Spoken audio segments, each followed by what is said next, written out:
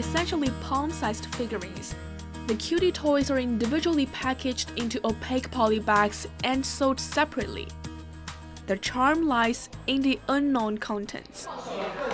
Established 3 years ago, pop toy developer Finding Unicorn has been seeing a skyrocketing tenfold growth in sales revenue every year. There are more and more IPs on the market, so buyers are not just focusing on the appearance or designs.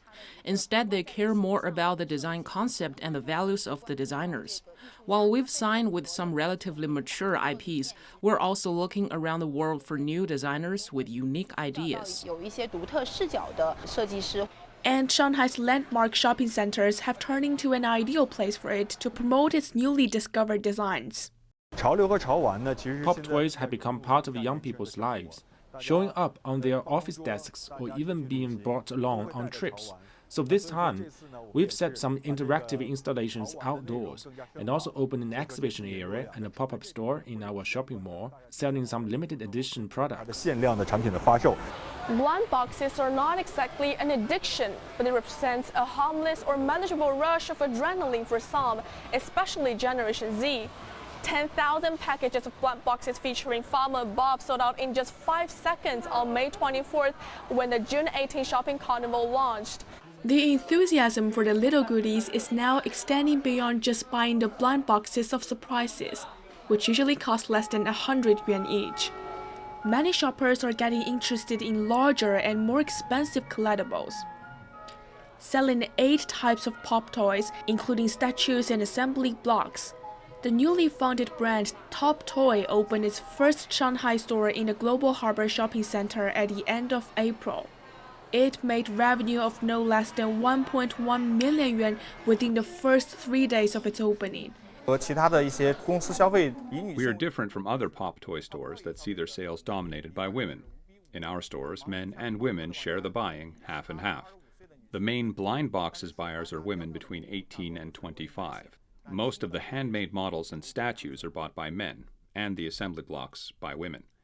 They can cost as much as several thousand yuan each.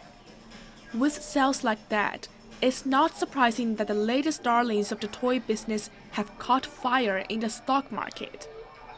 While Pop Mart suffered a huge decline earlier this year on the Hong Kong Stock Exchange, promising June sales have raised the company's share value back to almost 10 billion Hong Kong dollars.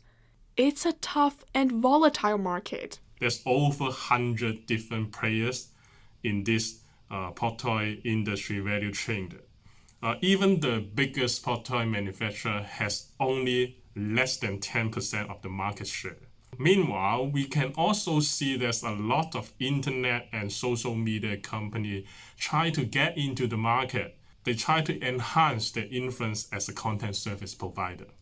Bloomberg Intelligence estimates that China's toy market is witnessing the fastest growth worldwide and is expected to become the largest in the world as soon as next year. Chun, however, warns that the aspiring companies need to focus on maintaining customer loyalty, a reduction in their copyright costs, and effective business management.